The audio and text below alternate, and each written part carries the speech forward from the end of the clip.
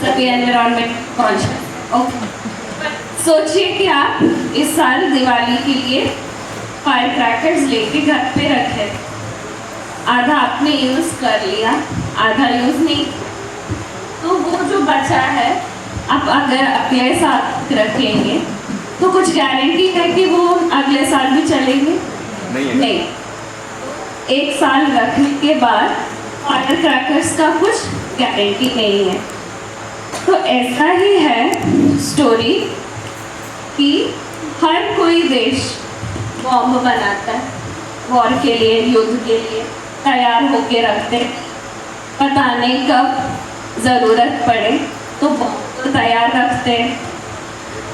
Bomb का 1 साल नहीं, शायद 3 या 5 साल का शेल्फ लाइफ रहता है। और दिवाली में हम ट्राई कर सकते हैं, मतलब फायर पॉट जला के देख सकते हैं, आया नहीं आया बाद में देख लेंगे।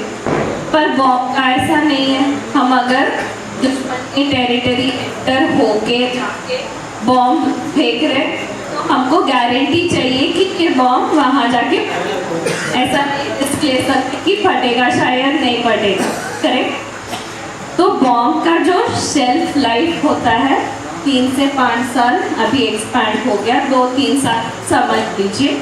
उसके बाद हर एक गवर्नमेंट क्या करता है, पूरा जो बॉम्ब बना के तैयार है निकाल देते हैं और निकालने के बाद नया बॉम्ब बनाते हैं। तो हर साल ये प्रोसेस होते ही रहता है। वर्ल्ड वॉर के टाइम पे क्या हुआ, वर्ल्ड वॉर के बाद बहुत सारा बॉम्ब मटेरियल पड़ा था हर किसी देश के पास, जो वो युद्ध के लिए तैयार करके रखे थे और यूज़ नहीं हुआ। तो 1940s का टाइम है, 1940s का आसपास का टाइम है। उसी टाइम पे साइंस भी बहुत डेवलप हुआ था, केमिस्ट्री, फिजिक्स, साइंटिस्ट हर जगह पे नई डिस्कवरी कर रहे थे। ये क्यों बता रही ये स्टोरी, मतलब इसी से जुड़ा है हमारा का स्टोरी भी। तो जब ये वेस्ट बॉम्ब मटेरियल हर साल तैयार होके इतना सारा माल पड़ा रहता था, तो किसी ने ऑब्जर्व किया कि जहाँ पे बॉम्ब फेंका था तो उस जगह पहले तो सब कुछ नाश हो गया, उसके बाद क्या हुआ, उसी जगह में ऊपर से हेलीकॉप्टर से देखे तो उस जगह पे घास जो है ज़्यादा अच्छा उग रहा है।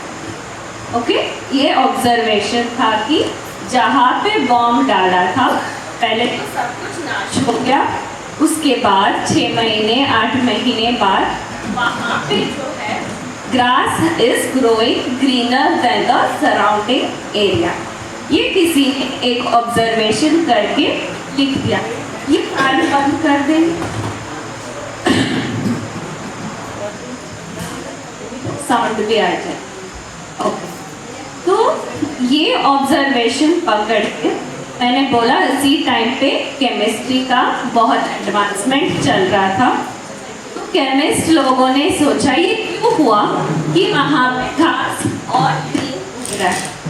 तो इसको टेस्ट करने से उनको पता चला कि बॉम्ब जो फटने के बाद मटेरियल बच जाता है उसमें नाइट्रोजन और फॉस्फोरस ज़्यादा रहता है। तो ये नाइट्रोजन की वजह से प्लांट जो है अच्छे से उग रहे। तो यहीं से शुरू हुआ स्टोरी ऑफ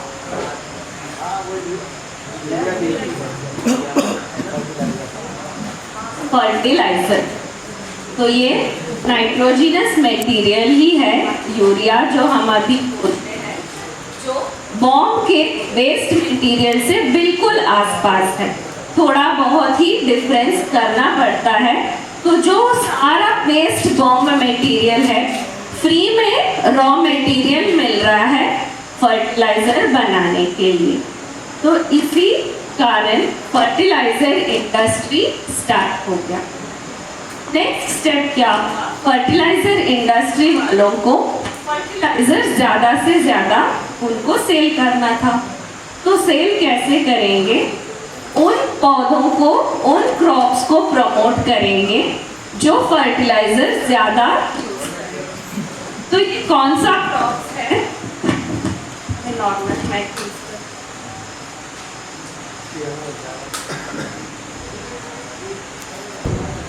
एनी गेसेस?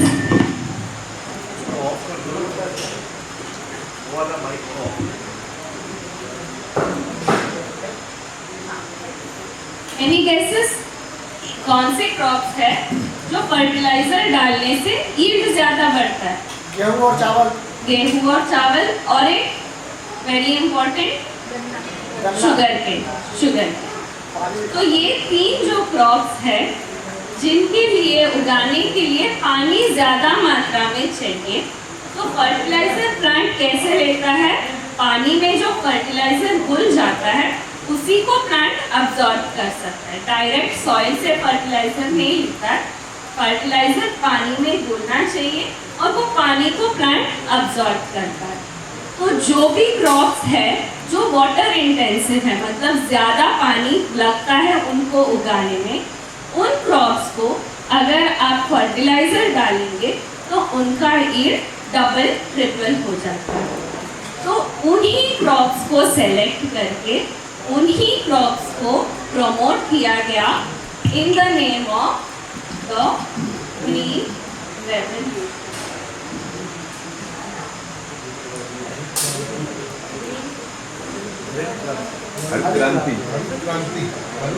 इसी टाइम में हमारा पॉपुलेशन भी बहुत बढ़ रहा था, तो गवर्नमेंट्स, नए गवर्नमेंट्स फॉर्म हो रहे थे, तो गवर्नमेंट्स के ऊपर प्रेशर था कि सब लोगों को खाना मिले।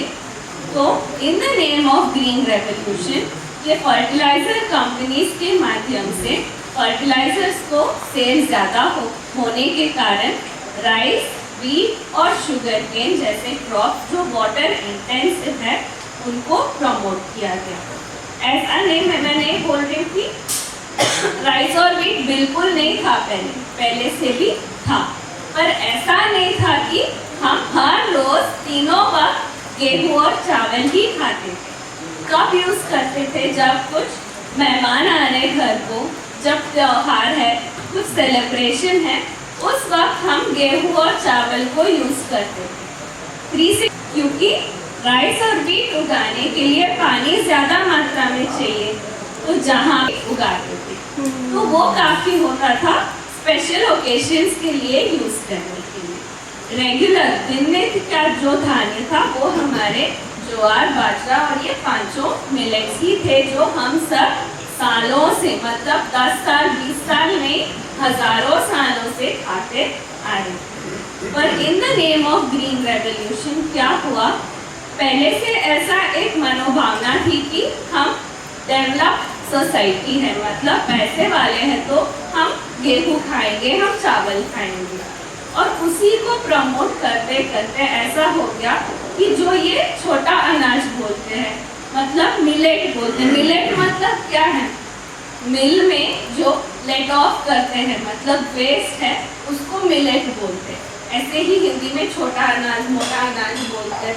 तो ऐसा साउथ इंडिया में हमको बोलते हैं कि मतलब जो वेस्ट है, ऐसा नाम में ही वो जुड़ गया कि जो लोअर इकोनॉमिक सोसाइटी है उनका खाने का धान्य ये मिलेट्स हो गया, और जो डेवलप सोसाइटी है, जो प्रोग्रेसिव सोसाइटी है, उनको राइस और व्हीट खाना।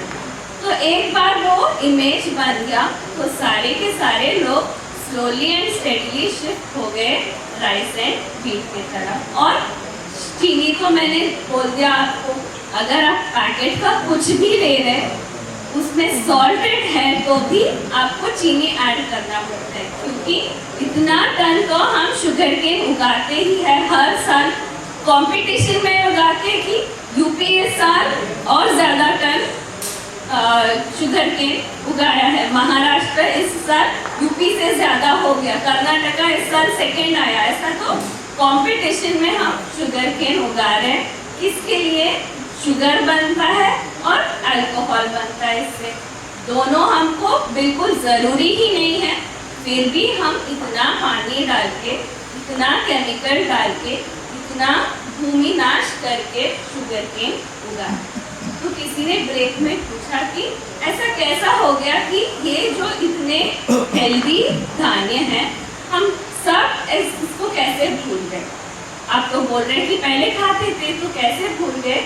हम खुद नहीं भूले, ऐसा हमको ब्रेन वॉश किया गया कि आपका खाना है तो मतलब खाने का मतलब है rice, wheat, sugar. So it was a slowly and steadily process which was planned by a few corporations जो पैसे बनाने की लालच में ऐसा जो साइंटिफिकली हमारे लिए सही नहीं है उसी को हमारा खाना समझ के हर आदमी हर वक्त तीनों वक्त हर दिन खाते आ रहे। Just in the past 60-70 years ये चेंज हुआ और खाने के बाद क्या हो रहा है, बीमार पड़ रहे, तो और भी अच्छा है एक और इंडस्ट्री आ गया और ज़्यादा प्रॉफिट बनाने के लिए, वो है फार्मास्यूटिकल इंडस्ट्री। तो ये आप विशियस साइकिल समझिए, जैसे हम सभी without knowing we have fallen trap into this vicious cycle.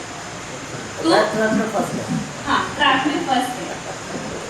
तो few small stories from the past to just confirm that millets were the staple food before। तो आप खजुराहो तो आपके पास में है, खाना है ना। हाँ, तो साउथ इंडिया में ऐसा ही हडेबीड बेलूर बोलते हैं जो स्कल्पचर्स के लिए बहुत फेमस है। तो पुराने ज़माने में टेम्पल्स में स्कल्पचर्स जो थे वही पीपल को एजुकेट करने के लिए जगह थे। हर कोई विद्याश्रम नहीं जाता था, सिर्फ कुछ लोग जाते थे विद्याश्रम में अभ्यास करने के लिए। तो कॉमन पीपल के लिए एजुकेशन होता था टेम्पल्स। तो टेम्पल के स्कल्पचर्स को देख के हमको बहुत कुछ समझ में आता है कि लाइफस्टाइल कैसा था लोगों का। तो आप देखेंगे वहाँ पे ही होते हैं, हमको गेहूँ और चावल तो ऐसे ऑब्लॉन्ग एलिप्टिकल शेप में होता है, पर स्कल्पचर्स में भी हमको दिखता है कि धान्य जब मेंशन किया जाता है तो वो राउंड शेप में स्कल्पचर्स में रहता है, जो हमारा पॉजिटिव मिलेट्स और न्यूट्रल मिलेट्स राउंड शेप में रहते हैं। आप इजिप्ट के मम्मी सुने होंगे, ममीफिकेशन करते थे, तो उनका मानना है कि आफ्टर लाइफ जो है, मतलब मरने के बाद जो सोल का लाइफ कंटिन्यू होता है, उसके लिए भी हमको जो कुछ भी चाहिए लेके जाना पड़ता है। हम क्या करते हैं, हम लिख के बैठते हैं कि बेटी को इतना देना, बेटे को इतना देना, और वो झगड़ते रहते हैं। हमारे जो बनाया हुआ है सब इकट्ठा करके हम झगड़ने के लिए छोड़ के जाते हैं। पर वहाँ पे ऐसा नहीं होता है। वहाँ पे जब मर जाते हैं तो उनका टोम बनता है, तो टोम में सारा गोल्ड, सारा कपड़ा, सारा धान्य भी डाल के भेजते हैं ताकि उनके आफ्टर लाइफ में यूज हो। तो वो जब हम टोम में देखते हैं तो उनके साथ धान्य भी रहता है, क्योंकि उनको लगता है कि आफ्टर लाइफ में फूड भी चाहिए रहता है। तो उनके फूड में हम जब देखते हैं वहाँ पे भी हमको मिलेट्स मिल जाते हैं। बकव्हीट और मिलेट्स उनके स्टेपल ग्रेन्स होते थे, राइस और व्हीट भी। ऐसे ही आप बहुत सारे आर्कियोलॉजिकल एविडेंस देखेंगे तो भी वहाँ पे भी आपको जहाँ पे धान्य का मेंशन लगता है वहाँ पे आपको ये मिलेट्स का पता चलता है। और भी पुराना जाएंगे तो अब हमारे जो पुराणों में स्टोरीज है, स्टोरीज में भी मेंशन आता है मिलेट्स का। जैसे कि दशावतार तो सबको पता है, बोलिए दशावतार पहला कौन सा है? मत्स्य अवतार, दूसरा कूर्म, करेक्ट, कछुआ, तीसरा वराह स्वामी। हाँ, तो वराह स्वामी के अवतार में ऐसा कहा जाता है कि हिरण्याक्ष जो राक्षस था वो भूदेवी को किडनैप करके लेके गया। हाँ, तो भूदेवी को आप बचाओ करके सारे ऋषि मुनि लोग विष्णु के पास जाते हैं और बोलते हैं हमारी भूदेवी को राक्षस लेके गया, तो आप हमें वापस कर दीजिए। तो इसीलिए विष्णु ने वराह अवतार लिया, जाके हिरण्याक्ष के साथ झगड़ा किया, हिरण्याक्ष को मार के भूदेवी को वापस लेके लोगों को दे दिया, जो यूनिवर्स में सही जगह है, अर्थ को वापस कर दिया। तो तब सारे लोग विष्णु जी से पूछे कि आपका ऋण हम कैसे चुकाएं? आपने इतना फाइटिंग करके, इतना युद्ध करके हिरण्याक्ष को मार के हमको भूदेवी, हमारी भूदेवी को वापस लेके आए, तो हम आपको क्या दें कि आपका और हमारा ऋण छूट जाए? तो विष्णु जी बोलते हैं हमको कुछ नहीं चाहिए, बस आप हमको प्रियांगु से खीर बना के चढ़ा दो, तो आपका मेरा ऋण खत्म हो जाएगा। तो ये प्रियांगु क्या होता है? ट्राइबल लैंग्वेज में फॉक्सटेल मिलेट को प्रियांगु बोलते हैं। तो फॉक्सटेल का खीर बना के अगर आप हमको प्रसाद के रूप में दे देंगे, चढ़ा देंगे नैवेद्य में, तो हमारा और आपका ऋण खत्म हो जाता है, ऐसा लिखा जाता है।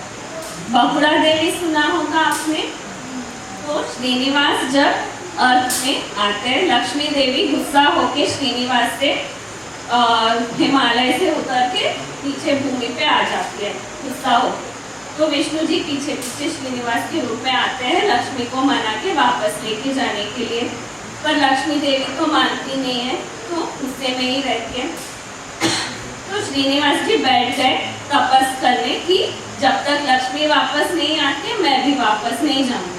तो जब ऐसे बैठे रहते हैं तो शिव जी आके क्या करते हैं, विष्णु जी के अगल बगल में एंटहिल ग्रो हो जाता है। एंटहिल समझ में है? क्या बोलते हैं? चीटी। तो शिव जी क्या करते हैं, ऐसे सोचते हैं कि विष्णु को कुछ आहार नहीं ले रहे, बस तपस करते जा रहे, तो शिव जी गौ माता के रूप में आके उनको रोज दूध देते रहती है ताकि उनको जिंदा रहे। तो जब ये गो रक्षक जो है देखता है कि मेरा गाय है, मुझको दूध नहीं दे रहा, रोज जाके वहाँ फॉरेस्ट के अगल बगल में एंटहिल के अंदर पूरा दूध दे रही है, तो उसको गुस्सा आता है और वो जाके एक्स रहता है ना, एक्स को क्या बोलते हैं हिंदी में? कुल्हाड़ी। हाँ, कुल्हाड़ी लेके मारने को आता है गाय को। तब विष्णु जी अपने श्रीनिवास के अवतार से बाहर आके बीच में आ जाते हैं और वो जो एक्स है उनको सर पे लग जाता है, तो बहुत गहरा सा घाव लग जाता है, फ्रैक्चर रहता है, ब्लीडिंग रहता है।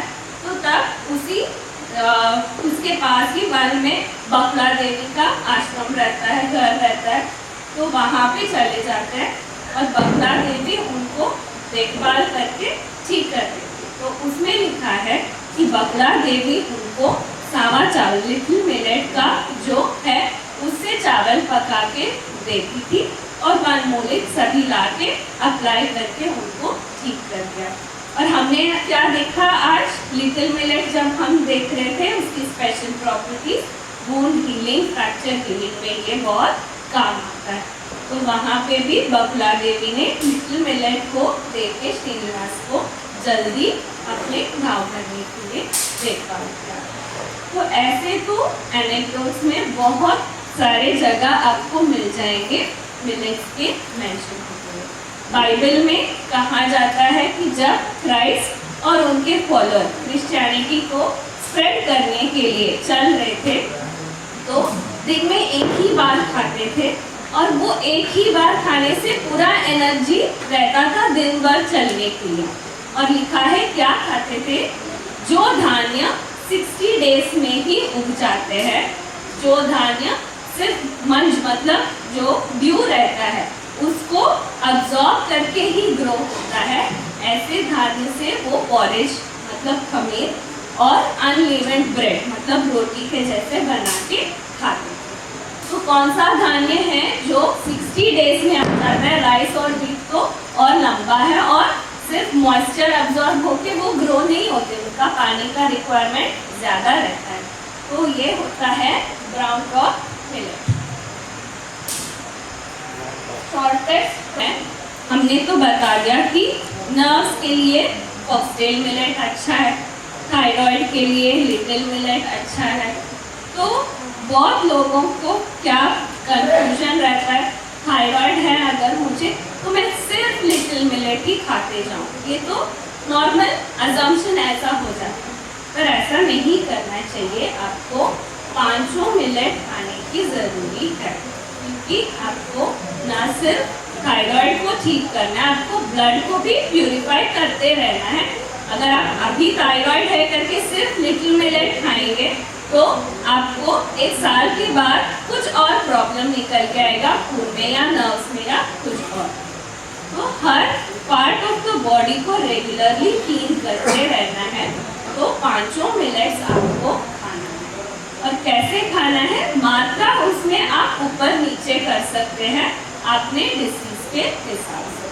समझिए, थायराइड है तो 3 दिन लिटिल मिलेट खाना है, एक दिन दूसरे सभी मिलेट्स खाना है।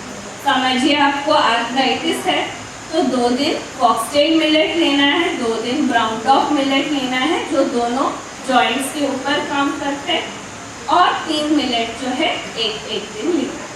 ओके, तो ऐसा आपके प्रोटोकॉल बनाया हुआ है, बुक देंगे कल आपको। तो हर किसी डिसीज के लिए कौन से प्रपोर्शन में मिलेट्स लेना है वो लिखा है, पर ऐसा नहीं है कि आप एक ही मिलेट खाएंगे। 5 मिलेट्स खाना बिल्कुल ज़रूरी। Okay, clear. नेक्स्ट क्वेश्चन आता है, अगर सभी मिलेट्स अच्छे हैं कि ब्लड के लिए, लिवर के लिए, नर्व्स के लिए, तो क्यों ना हम सभी मिला के मल्टीग्रेन बना के खाएं। ये तो आइडिया आ जाता है सबके मन में, करेक्ट। तो मल्टीग्रेन का कॉन्सेप्ट अच्छा नहीं होता है, मिक्स नहीं करना चाहिए, क्योंकि अगर आपकी ब्लड प्यूरिफाई होना है तो आपको एक पूरा मील जितना कोडो मिलेट खाएंगे तभी जाके आपकी ब्लड प्यूरिफाई होए, जितना मिलेट का फाइबर आपके ब्लड तक पहुंचेगा। सब मिक्स करके आप 10-10 ग्राम खा रहे हैं तो कौन सा भी ठीक से क्लीन नहीं होगा। शुगर बीपी तो कंट्रोल में आ जाएगा, क्योंकि सब में ग्लूकोज तो रिलीज स्लो होता है, पर ये जो इंडिविजुअल क्लीनिंग प्रॉपर्टीज है वो सही नहीं। तो बेहतर ये रहेगा कि एक दिन जो आप कोडो खा रहे तो तीनों वक्त कोडो ही मिलेट ही खाए।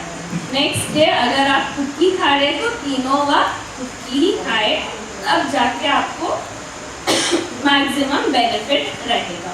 मिक्स करके खाने से आपको बेनिफिट कम हो जाएगा। ओके, ये इंडिविजुअल क्लीनिंग प्रॉपर्टीज नहीं मिलेगा आपको जब आप मिक्स करके खाएंगे। एनी कंफ्यूजन फिर?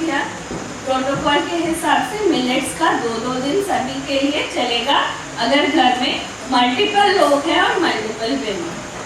पर काढ़ा जो बताया गया है प्रोटोकॉल में वो अलग अलग ही करना पड़ेगा, इसका एक्सचेंज नहीं।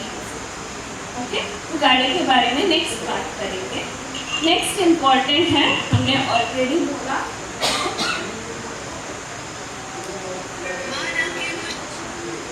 रिपीट कर रहे, मिलेट्स को पकाते वक्त, बनाने वक्त इससे पहले soaking is a compulsory step. ये ऑप्शनल नहीं है, ये बिल्कुल करना ही है।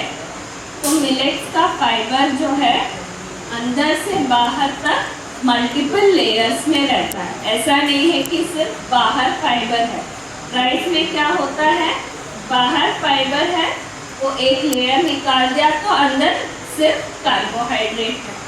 पर मिलेट्स में ऐसा नहीं है। हमारे पॉजिटिव मिलेट्स में अंदर से लेके बाहर तक every layer has fibre carbohydrate, fibre carbohydrate, fibre carbohydrate. तो ये मिल के रहता है, तो अंदर तक सोख होना है। तो आपको जब आप इस फॉर्म में, राइस के फॉर्म में ले रहे तो 6 to 8 आवर्स सोख करना है। आधा घंटा सोख करके आप पकाएंगे तो लगेगा कि पका है, पर अंदर का सोख नहीं हुआ होगा, कुक नहीं हुआ होगा, डाइजेशन के लिए मुश्किल होगा। बहुत लोग बोलते हैं मिलेट्स खाने से गर्मी होती है, बॉडी में ये होता है, वो होता है, वो सब होता है अगर आप सोख नहीं कर रहे हैं तो। अगर अच्छे से सोख करके खाएंगे तो कुछ प्रॉब्लम नहीं होगी। अगर आप मिलेट्स के, ये राइस के लिए है, रवा यूज़ कर रहे, सूजी यूज़ कर रहे तो ये ब्रोकन रहता है तो सोकिंग टाइम कम हो जाता है 4 घंटे 4 आवर्स। अगर आप आटा पीस के यूज कर रहे हैं तो उसका टाइम बन जाता है 2 आवर्स। Okay clear. बट आटा यूज कर रहे हैं तो भी सोकिंग 2 आवर्स मिनिमम जरूरी है। ऐसा नहीं है कि आटा बना दिया तो एकदम से आप यूज कर सकते। जी मैडम, जैसे गेहूँ जैसे वैसे मिलेट को अगर अपन आटा बना रहे हैं तो उसको वैसे 8 घंटा करके सन के रेज में सुखा के फिर उसका आटा बनाना रहता है, ऐसा कुछ नहीं? तो ये भी रिपीट कर देती हूँ। आटा का 2 मेथड्स है। ओके, दोनों सेपरेट मेथड्स है यूज करने का। फर्स्ट मेथड है आप डायरेक्टली इसको पीस के आटा बनाते हो। तो आटा जब आप गूंथते हो रोटी बनाने के लिए या बैटर बनाते हो डोसा बनाने के लिए, 2 घंटा पानी में मिक्स करने के बाद आप रख दीजिए, वहाँ सोकिंग हो जाएगा। उसके बाद आप यूज कर सकते हो। ये फर्स्ट मेथड है सेपरेट। ओके, इसको आप कभी कंफ्यूज मत करो। दूसरा मेथड है ये राइस जो है उसको आप लेंगे, 6 घंटे सोक करेंगे, बाद में सन ड्राई करेंगे, पूरा अच्छा सुखा के बाद में उससे आटा पीस के रखेंगे। Second technique. तो इस तरीके से इस प्रोसीजर से अगर आपने आटा बनाया है तो तब जाके आपको आटा गूंथने के बाद 20 मिनट 30 मिनट रख के एकदम बना सकते। 2 आवर्स वेट करने की ज़रूरत नहीं है क्योंकि वो प्री सोक है।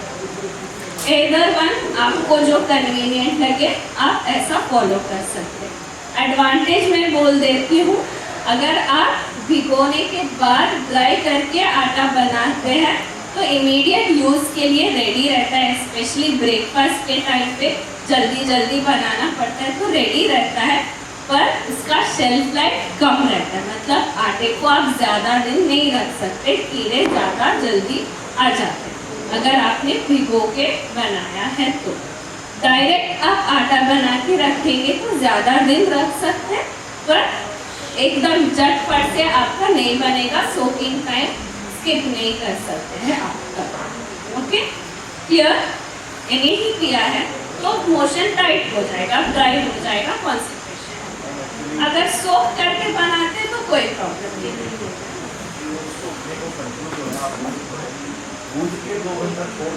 हाँ हाँ, आटे को गूंदने के बाद 2 घंटा रखना है। 2 घंटा रख रहे तो बाहर ही काफ़ी है। तो हम क्या करते हैं ना, दोपहर में गूंद के रख लेते हैं रात को रोटी बनाने के लिए, तो वो 8 घंटा हो गया तो तब फ्रिज में रख देते हैं। ओके। दूसरा ये पूछना था, जो आप भिगा के बोल रहे हैं सुखा के आटा पिसवाना है तो उसको फ्रिज में रख सकते हैं सूखे आटे को? हाँ रख सकते हैं। हाँ रख सकते हैं, अगर आपकी फ्रिज में जगह है तो रख सकते हैं। इसमें कीड़े नहीं होंगे? हाँ, कीड़े आने का डिले होगा। हाँ मैडम, एक रिसर्च हुआ था आटे को कभी भी फ्रिज में नहीं रखना चाहिए, बहुत सारे उसमें जम्स आ जाते हैं और बहुत नुकसानदेही है। फ्रिज में कुछ भी रखना अच्छा नहीं होता है, तो इट इज़ बेटर कि आप फ्रेश बना लो, 3 हफ्ते 4 हफ्ते में ख़त्म कर दो। बस, वो better बाहर रख रहे तो थोड़ी बना लो। हाँ थोड़े वाली। थोड़ी बना सकते हो। ओके, तो ये बात हुई सोक करने का। तो नेक्स्ट इम्पॉर्टेंट है पॉलिश्ड और अनपॉलिश्ड मिलेट। तो क्या होता है कि हम सबको, मैंने जैसे कहा सफ़ेद खाना पसंद है, तो हमको मिलेट्स भी सफ़ेद पसंद होता है। तो सभी मिलेट्स को पॉलिश करके वाइट करके मार्केट में अभी अवेलेबल वो है। तो 2 रीज़न से है ये कि फर्स्ट थिंग, लोग पूछते हैं वाइट कलर, तो जो बना रहे हैं मिल कर रहे वाइट कलर बना देते हैं। सेकेंड रीज़न है वाइट अगर बना लिया तो अडल्ट्रेशन बहुत इजी हो जाता है जो सेल कर रहे हैं उनके लिए।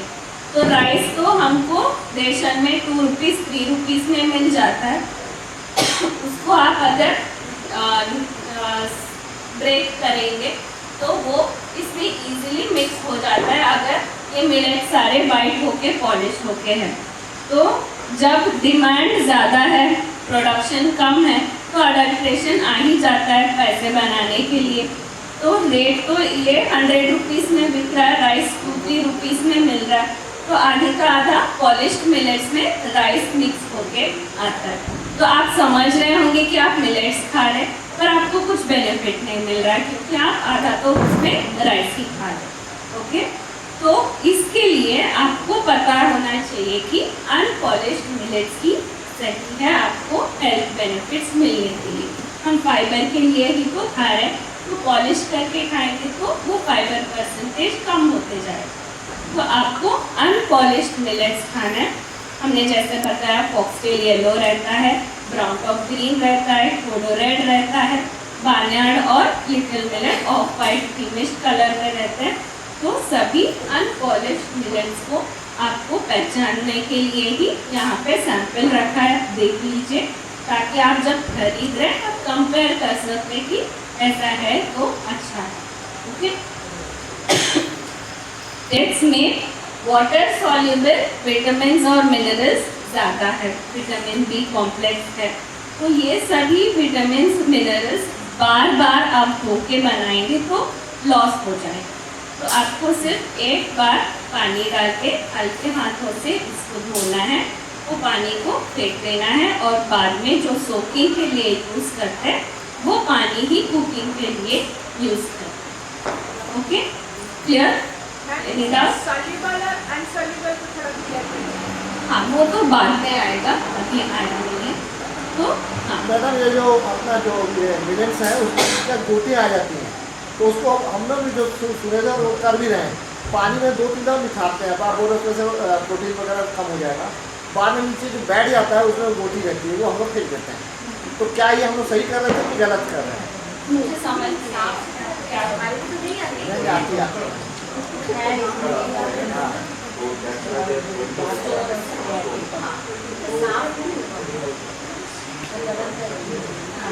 तो हम सुबह स्टार्ट किया था, हमने ग्लूकोज इम्बैलेंस के बारे में बात करते करते अभी हम मिलेट्स तक पहुँचे। तो ग्लूकोज इम्बैलेंस को करेक्ट करने के लिए क्या क्या करना चाहिए? पहले तो कारण जो है ग्लूकोज इम्बैलेंस का शुगर, राइस, व्हीट, तो इन 3 चीज़ों को आपको बंद करना है, आपको नहीं लेना है। तो मिलेट्स तो आ गए गेहूँ और चावल के रिप्लेसमेंट में, तो चीनी का भी हमको रिप्लेसमेंट चाहिए। तो उसके लिए हमको क्या ऑप्शन अवेलेबल है?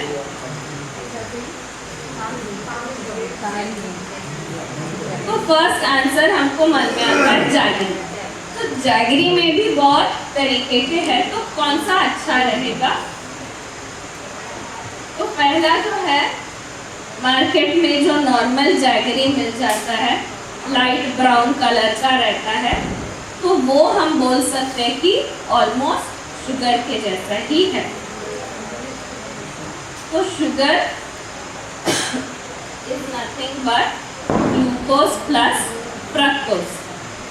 एक ही स्टेप में जब आप चीनी खाते हैं, शुगर खाते हैं, तो शुगर का केमिकल फॉर्मूला सुक्रोज का है, तो वो एक ही स्टेप लगता है, ब्लड में ग्लूकोज और फ्रक्टोज बन के पहुंच जाता है। तो इसीलिए तो ग्लूकोज सडनली स्पाइक होता है। तो मार्केट में जो गुड़ मिलता है, एक स्टेप में नहीं, लगभग 5 या 6 स्टेप में आपको ग्लूकोज पहुंचा देता है ब्लड में। तो वो भी हमको ग्लूकोज इम्बैलेंस में कंट्रीब्यूट करेगा। नेक्स्ट जो मिलता है वो है ऑर्गेनिक, ब्लैक कलर का रहता है गुड़। ये जो है शुगर केन से बनाया हुआ। ओके, तो इसमें एक आ गया कि ये ऑर्गेनिक है, तो केमिकल्स इसमें नहीं है, तो ये इससे बेहतर हो गया। पर ये प्रोसेसिंग कम है, तो शुगर रिलीज, ग्लूकोज रिलीज और थोड़ा स्लो हो जाता है। समझिए 12 to 18 स्टेप्स में आपको ग्लूकोज पहुंचा देगा। पर इसका भी स्वीटनेस जो है ये ग्लूकोज की वजह से है। तो अगर आप डायबिटिक है या हमने जो लाइफस्टाइल डिसीजेस देखा ग्लूकोज इम्बैलेंस की वजह से जो होता है, ओबेसिटी, कोलेस्ट्रॉल, हार्ट प्रॉब्लम, ये सब है, तो आपके लिए ये भी अच्छा नहीं। अगर आप हेल्दी है, कुछ प्रॉब्लम नहीं है, तो ये ओके बोल सकते, ओके। पर ऑलरेडी अगर आपको ग्लूकोज इम्बैलेंस के कौन सा भी प्रॉब्लम है, तो आपके लिए ये भी अच्छा नहीं है, क्योंकि इसमें भी स्वीटनेस ग्लूकोज से आता है। तो क्या खाना चाहिए आपको? आपको ताड़ का गुड़, any of the palm trees से बनाया हुआ गुड़ लेना चाहिए।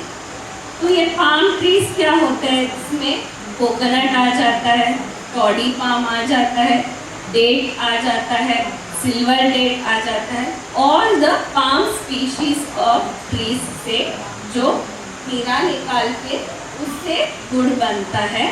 इसमें क्या होता है?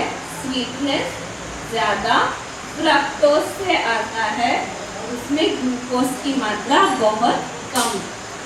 तो आपके बॉडी में स्वीट टेस्ट तो आपको जीभ में फील होता है फ्रक्टोज की वजह से, पर ब्लड में ग्लूकोज लेवल स्पाइक नहीं होता है जब आप ताड़ का गुड़ खा लें। फ्रुक्टोज खाने से आपको लिवर में 30% ग्लूकोज में स्लोली कन्वर्ट होता है, बाद में स्लोली एंड स्टेडीली। तो बचा कुचा जो है वो दूसरे मेटाबॉलिज्म में चला जाता है और ग्लूकोज नहीं बनता, ओके। तो यही कारण है कि why is palm jaggery better than sugar cane jaggery. तो वन रीज़न तो ऑलरेडी हमको पता है कि शुगर केन उगाने के लिए बहुत सारा पानी चाहिए। तो एनवायरमेंटल हिसाब से आप देखेंगे, उस तरीके से देखेंगे तो ये एनवायरमेंट सस्टेनेबल नहीं है, जैसा हानिकारक है एनवायरमेंट के लिए, क्योंकि पानी और सॉइल दोनों खराब हो रहे। दूसरा है हेल्थ के हिसाब से देखेंगे तो it is contributing towards the glucose imbalance in our body, not as much as sugar, पर ये भी तो कॉन्ट्रीब्यूशन है।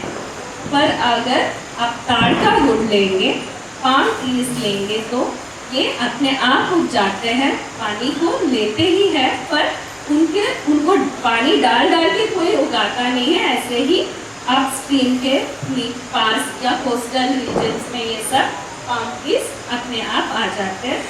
उससे एनवायरमेंटली सस्टेनेबल तरीके से गुड़ बनता है और हेल्थ के हिसाब से इनमें स्वीटनेस, फ्रूट्स आप खाते हैं तो भी आपको स्वीट लगता है, तो फ्रूट्स में भी वो स्वीटनेस ज़्यादातर फ्रक्टोज से आता है। गुड़ इसका भी, ताड़ का गुड़ में भी वो ही स्वीटनेस रहेगा, तो वो आपको ग्लूकोज इम्बैलेंस तक नहीं मिलेगा। किया और बता दें कि इसमें मिक्सचर नहीं है, ऐसा कुछ टेस्ट तो नहीं है, लैब में देना पड़ेगा, नहीं तो आपको जिनके ऊपर विश्वास है उनसे खरीदना। मैडम एक चीज़ पूछना था, जो पाम है बीच में आया हुआ, ये तो गुड़ की बात हो गई, ताड़ और पाम एक ही है क्या, ये अलग है? अलग अलग तरीके के पाम। हाँ जी। अब बात आती है कि जो बोलते तेल आ रहा है वो पूरा वर्ल्ड लेवल पे पाम का ही ऑयल डालते सब में मिक्स करते हैं, इसलिए वो हानिकारक है। अब इसका उसमें क्या फर्क है? पाम ऑयल अलग है,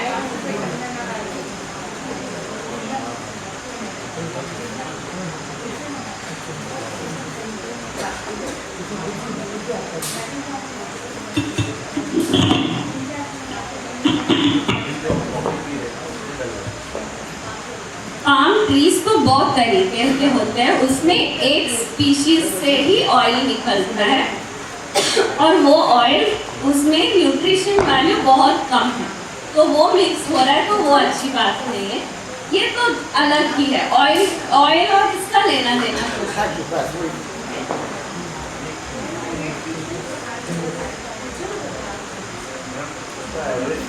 का कॉस्ट तो कोकोनट जैगरी का स्टार्ट होता है 300-350 में मिल जाता है कोकोनट जैगरी, ये cheapest of the palm species है।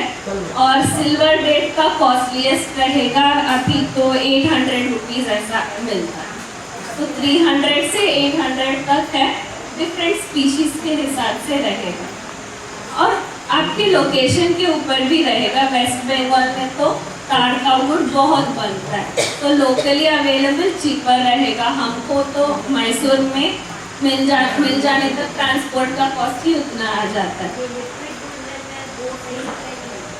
लिक्विड गुड़ आप किसी से भी बना सकते हो, तो ऐसा नहीं, पता नहीं मुझे यहाँ पे आजकल क्या मिल रहा है, तो शुगर केन का है तो अच्छा नहीं है। वो लिक्विड का चाशनी तो है और क्या है। जी टॉपिंग मिलते हैं। ओके, तो ये हो गया आपको ग्लूकोज इम्बैलेंस के बारे में। और है तो ले सकते, कोई बात नहीं है। हाँ हाँ, डायबिटीज वाले भी कभी कभी ले सकते हैं। अगर आप पांचों मिलेट्स की खा रहे हैं, आपके स्टेपल फूड मिलेट्स है, तो डायबिटिक वाले भी कभी कभी फ्रूट्स खा सकते हैं, कभी कभी गुड़ ले सकते हैं, ताड़ का गुड़ ले सकते हैं, और कभी कभी शहद भी ले सकते हैं। पर हमने ऐसा बोल दिया तो लोग क्या करते हैं, बोलते हैं कि डॉक्टर खादर ने बोला, डॉक्टर सरला ने बोला फ्रूट्स खा लेंगे, हम हनी ले लेंगे, ताड़ का गुड़ से खीर बना के ले लेंगे, पर खाते रहते हैं वीट और राइस। तो ये नहीं चलेगा। जब आप गारंटी देते हैं कि आप राइस और वीट नहीं खा रहे, तो हम तब गारंटी के साथ कह सकते हैं कि कभी कभी ये सब खाने से आपको कुछ हानि नहीं हो। आप 100% दो, हम भी 100% देंगे। आप 50 तो हम 50 देंगे। ले सकते हैं ग्राम के हिसाब से मैं कभी कुछ भी बोलती हूँ। मिलेट्स भी कुछ भी, food should not be measured in grams. हाँ, ले सकते। शुगर लेना जरूरी है क्या? हाँ, शुगर लेना जरूरी है। शुगर लेना बिल्कुल जरूरी है। हाँ, तो बहुत लोग जो अभी नए नए स्टार्ट कर रहे हैं, तो ये डाउट है कि टैबलेट क्या बिल्कुल बंद कर देना है, क्या टैबलेट के साथ में ये ले सकते हैं, ये सारे डाउट्स आपके मन में आते रहेंगे। तो मेडिसिन अलग है, फूड अलग है। ओके, तो आपने मिलेट स्टार्ट कर दिया, इसका मतलब नहीं है कि आप कल से ही टैबलेट सारा छोड़ दें। ऐसी बात है कि जब आपकी फूड करेक्ट हो जाता है, तो मेडिसिन की ज़रूरी कम होते आता है। ओके, तो वो स्टेप बाय स्टेप कम करना है। कल जाके सब फेंक देना, ये तो बहुत गलत हो जाएगा। स्पेशली जो मेडिसिन आप ले रहे हैं, सालों से ले रहे हैं, 5 साल से, 2 साल से, 3 साल से, 10 साल से, आपकी बॉडी को वो, it is nothing but an addiction. It is addicted to that drug, it is dependent on that drug, आपकी बॉडी। तो वो कल छोड़ देंगे तो आपको बहुत मुश्किल लगेगा। तो स्टेप बाय स्टेप करना है, कम करना है। पर ऐसा भी नहीं है कि आप उसी डोसेज में लेते रहेंगे, मिलेट्स खाएंगे तो क्या होगा, शुगर आप समझिए 20 यूनिट इंसुलिन ले रहे हैं सुबह को, रात को, और आपने सडनली शिफ्ट किया है गेहूँ और चावल छोड़ के, शुगर छोड़ के सब मिलेट्स खा रहे हैं, तो ऑटोमेटिकली आपकी शुगर लेवल्स कम होते जाएंगे। और आप अगर 20 यूनिट ही इंसुलिन ले रहे हैं तो आपको लो शुगर हो जाएगा। लो शुगर भी डेंजरस है, तो मॉनिटर करना है। तो HbA1c को 2-2 यूनिट कम कर सकते हैं, और जल्दी नहीं, ऐसा नहीं है कि कल सब कुछ ठीक होना, 1 साल में ठीक होना है, पर वो परमानेंट रहना। ऐसा नहीं है कि आप कल छोड़ दिया, अच्छा लगा, बाद में 6 मंथ्स के बाद वापस सब एक्स्ट्रा गोली लेना पड़े, ऐसा नहीं होना चाहिए। तो स्टेप बाय स्टेप डोसेज कम करना है। अगर एग्जाम्पल के लिए मैं बोलती हूँ, आप 100 mcg थायराइड के लिए टैबलेट ले रहे हैं, आइट्रोक्सिन या थायरोनॉम कुछ ले रहे हैं, तो 3 महीने तक, नेक्स्ट 3 महीने आपकी प्रोटोकॉल स्ट्रिक्टली फॉलो करेंगे तो आप 100 से 75 कर सकते हैं। नेक्स्ट 3 महीने वही डोसेज रखना है, 75, दिन चेंज नहीं करना। आपकी बॉडी को एडजस्ट होने के लिए टाइम लगता है। तो नेक्स्ट 3 मंथ्स 75 में रखें, उसके बाद टेस्ट कीजिए, कंटिन्यू करते आइए आपने प्रोटोकॉल को, तो नेक्स्ट 3 महीने 50 mcg हो जाएगा आपका। फिर कंटिन्यू कीजिए, 3 महीने के बाद टेस्ट कीजिए, आपके TSH, T3, T4 normal range थोड़ा ऊपर नीचे होता है। 10-12 तक TSH कोई चिंता की बात नहीं है, ऐसा नहीं है कि 3-4 में ही रहना है, 10-12 तक नो प्रॉब्लम। कंटिन्यू कीजिए प्रोटोकॉल 50 से नेक्स्ट 3 मंथ्स 25 में आ तो ऐसे 3-3 महीने में थोड़ा थोड़ा करके 25% कम करते आना है। 1 साल के बाद आप मेडिसिन फ्री हो सकते हैं और वो परमानेंट रहेगा, मतलब आपको फिर से वापस जाके 100 mcg लेने की ज़रूरत नहीं है।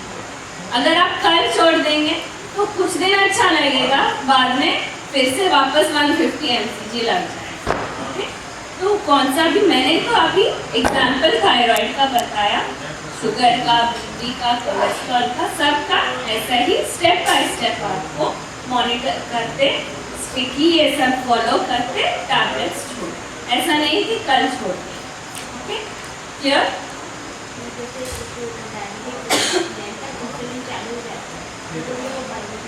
नहीं हो सकता इवन बैलेंस से, और बाद में बताएंगे हार्मोनल इम्बैलेंस के बारे में। ओके, अनाउंसमेंट ये है कि कुछ लोग एकादशी के फास्टिंग कर रहे हैं, तो फ्रूट्स उनके लिए है, तो प्लीज़ जो खाना खा रहे हैं फ्रूट्स उनको छोड़े जो फास्टिंग में है, बचा है तो बाद में आप फ्रूट ले सकते हैं। ओके, तो अभी डिनर रेडी हो जाएगा, डिनर खा के घर जाके फिर से कॉफ़ी टी नहीं पीना है। मैंने दिन सुबह से नहीं पिया है, अभी जाके हम कॉफ़ी पीने टी पीने वाले हैं, ऐसा नहीं होना है। तो कभी कभी आप कुछ बाहर खा लेते हैं तो कुछ फर्क नहीं पड़ता है। आप 95% ये फॉलो कर रहे हैं तो 5% बाहर गए कुछ खा लिया तो कुछ आपको दिक्कत नहीं होगी। अगर ऑलरेडी आप डिसीज स्टेट में है तो मेरा मानना है कि एटलीस्ट पहले 6 महीना स्ट्रिक्टली आप फॉलो करो ताकि आपको नेगेटिव जो है उससे बाहर आ जाए। उसके बाद आप कहीं कभी जाएंगे खाएंगे तो कुछ दिक्कत नहीं होगी। पर ऑलरेडी अगर आपको डायबिटीज़ है, बीपी है, थायराइड है, आप अभी शुरू कर रहे हैं और हफ्ते में 2-3 बार बाहर का खा लेते हैं तो आपका प्रोग्रेस स्लो हो जाएगा। मिलेट्स का पोहा तो झट से बन जाता है, सोकिंग का भी ज़रूरत नहीं है। और ज़्यादा दिन के लिए जा रहे हैं तो ये जैसे हमने प्री सोक करके आटा जैसा बनाया उसी तरीके से मिलेट प्री सोक करके ड्राई करके रखते हैं 1 kg 2 kg, तो वो भी झट से आपको ऑलरेडी प्री सोक है तो इलेक्ट्रिक कुकर में राइस तो बन जाता है, दाल सब्जी जो बाहर से लेते हैं वो उसके साथ खा लेते हैं। तो ऐसा तो अभी होटल रूम में इलेक्ट्रिक कुकर रख के तो आप बना ही ले सकते हैं। अभी तो ऐसा आ गया कि किचनेट के साथ बहुत सारे रूम्स आ जाते हैं, मतलब होटल रूम में छोटा माइक्रोवेव किचन का सेटअप रहता है, तो आराम से कुछ ना कुछ एक बार सुबह पोहा बना लिया, रात को घूम के आके चावल पका के दाल के साथ खा लिया, दोपहर में बाहर भूख लगे तो खा लेंगे कुछ, तो ऐसा चल जाता है। माइक्रोवेव में बन जाएगा मिलेट्स का चावल वगैरह? माइक्रोवेव में नहीं बनेगा, ज़्यादा वक्त पकाने के लिए लगता है, तो माइक्रोवेव में फास्ट कुकिंग रहता है तो वो अच्छा भी नहीं होता और मिलेट्स को रेडिएशन बहुत करता है जी।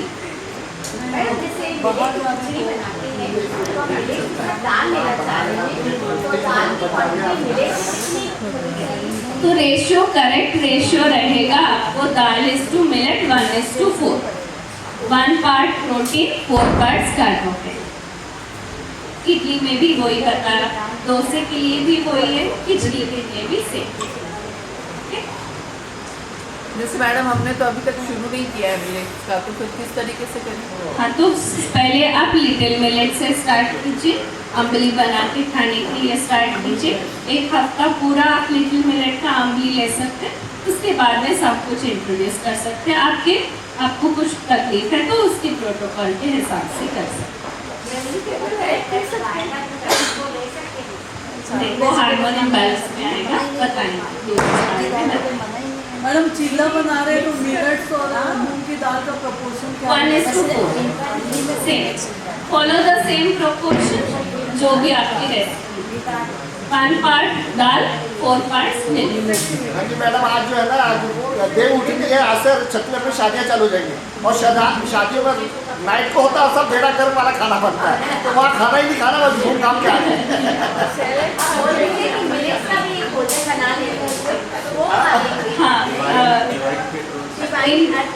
हाँ, in my wedding we had millet oxtail millet का मसाला डोसा था रात के रिसेप्शन के खाने में। मिलेट कर्ड राइस था, मिलेट का पोंगल बना था खिचड़ी के जैसे सुबह को, और दोपहर में